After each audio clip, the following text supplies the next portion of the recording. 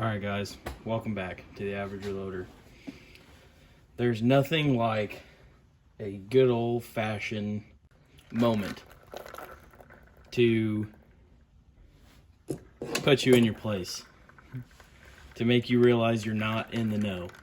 Okay, so our next video was going to be on 6mm Mongoose, okay? Got these all loaded up for testing. These are 65 grain VMAXs. Was ready. Went out to the range. Went to, I hit record on the target. Had everything set up. Put one in the chamber. Click. That's weird. Got to looking. Bolt didn't go all the way home. Okay. So I proceeded to try to pull it out of the chamber, and short of slamming the buttstock harshly on the table to get the chamber to clear, this is what I found. Okay. Pulled out. You really can't see it, but there's, from being in the chamber, a carbon ring around the shoulder. And that lets me know this is not headspaced correctly. My shoulder bump is way out. Now, I knew where I went wrong with this. This was a question that crossed my mind originally when I formed all this brass. I wondered if forming from new brass, leaving the die set from where my shoulder needs to be bumped at for fired brass. Like the idiot I am, I did not chamber check these to see if they would go into the chamber after I sized them. So, current situation, those need to be resized. Shoulder bumped back further. All these need to be resized and still need to be trimmed. My debate here is, I don't like moving my dies, but I'm pretty sure I'm gonna have to do it on this one because I need to fire form all this brass. Once it's all fire formed, I can then go back to where the original shoulder bump setting is on my die. But it's just something I hate doing. I hate switching back and forth, and this is really the first Wildcat out of the MDWS Wildcats I have that I have to do this with. Most of everything is I can leave the die set on my shoulder bump setting and form brass. Haven't had much of an issue with it.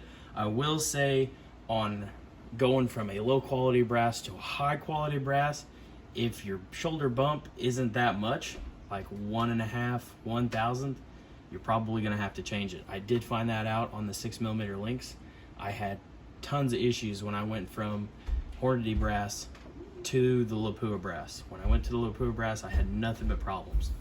So that's the current situation, and gonna have to fix some stuff. What I'm gonna have to do now is I'm probably just gonna take fireform brass. I'm gonna load up some more 65 grain VMAXs in the same charge weights on the fireform brass, and we'll probably just go with that. The other deal is with the non-fireformed brass, our case capacity is quite a bit different. We're still having a little bit of case taper in the factory non-fireform brass, as opposed to little to no case taper on the fireform brass. The amount that you can get in here is insane. My load for this is 25.6. When you get it powder settled by vibrating it down, you get it right around here in the neck shoulder junction. The new brass, there's no way, not even close. You couldn't even, vibrating it brings it halfway down the neck, not even close. So about a grain difference, I'd say, almost. you know, without measuring the water capacity of them. But big difference. So what I may do is I do have a bunch of these 55 grain Varmageddons that I was just loading with a random load of 4198.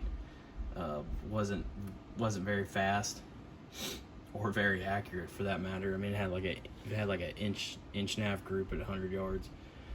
I do have some burgers here, some 68 grain burgers. I might just pick a load and just load all those up because I got 100 there, and I don't know how much of this non-fireform brass that I got, so that might be the best bet, just to load them all up, and if it shoots good, just side it in with it and run with it for now, because I'm pretty sure I cannot get the Varmageddons currently. So that's the current situation. That's my moment of grace, my dumbass moment, whatever you want to call it, but brought me down to earth and made me realize that you don't always know what you're doing. So hope this can shed some light to anybody else that's having, you know, issues or anything like that. But I'll catch you guys in the next one.